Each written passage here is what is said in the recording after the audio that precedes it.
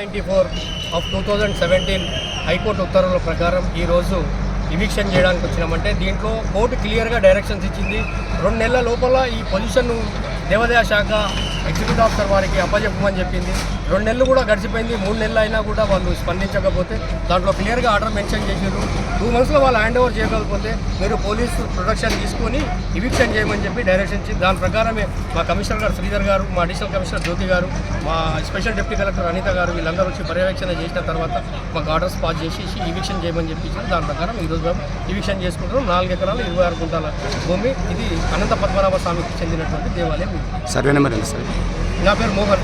Survey number sir 435, 446 2 survey number. Sir ఇప్పుడు అనంత పద్మనాభ స్వామి temple కింద చాలా ఉంది కదా ల్యాండ్, ఇది ఒకటే ఇచ్చారా క్లియరెన్స్? మిగతా ల్యాండ్ కూడా ఏమన్నా? ఇప్పుడు కోర్టు ఇచ్చిన ప్రకారం దీన్ని అయితే మేము ఈరోజు మీ అందరి సమక్షం మేము ముఖ్యంగా ఈరోజు ఈ వెలుగులో రావడానికి కారణం కూడా నా పత్రికా మిత్రులే. మీరు ఎన్నోసార్లు ఈ భూమి అన్యాక్రాంతం అవుతున్నదని చెప్పి కూడా మీరు చాలాసార్లు పేపర్ల సందర్భంలో వేసిన దాన్ని బట్టి ఇమ్మీడియట్గా మా అధికారులు అందరూ కలిసేసి సీఎంఏ ఫస్ట్ ఓఏ ఫైల్ చేశారు. ఓఏలో వాళ్ళకు వ్యతిరేకంగా ఆర్డర్ వస్తే హైకోర్టులో వెళ్ళారు. సీఎంఏలో వెళ్తే సీఎంఏ కూడా మళ్ళీ దేవాలయానికి చెందిన భూమి అని. ఎందుకంటే వీళ్ళు ప్రొటెక్టెడ్ టెనెన్సీ అన్నారు.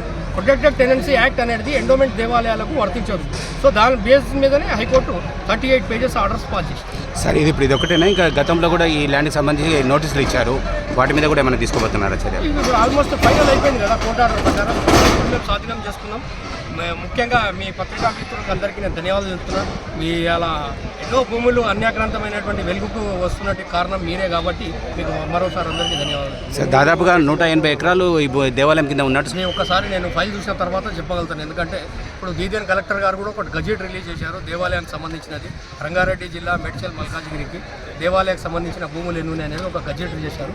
ఆ గజెట్లో ఒకసారి చూసిన తర్వాత నేను సో గతంలో ఎండోమెంట్ మినిస్టర్గా ఉన్న ఇంద్రకరణ్ రెడ్డి గారు కూడా టెంపుల్ సందర్శించి మొత్తం క్లియర్ చేస్తామని చెప్పారు. అది ఇంతవరకు ఏమి ఇంప్లిమెంట్ కాలేదు. మరి ఇప్పుడు ఈ ప్రభుత్వం వచ్చిన తర్వాత హైకోర్టులో కూడా తొందరగా డిస్పోజ్ అయినాయి కాబట్టి అక్కడ మంత్రి గారు కానివ్వండి, కొండ సురేఖ మేడం వీళ్ళంతా కూడా దేవాలయానికి సంబంధించినటువంటి 1 ఇంచు భూమి కూడా అన్యాక్రాంతం కాకుండా చూడాలని చెప్పి అధికారులకు ఎప్పటికప్పుడు ఆదేశాలు ఇస్తున్నారు.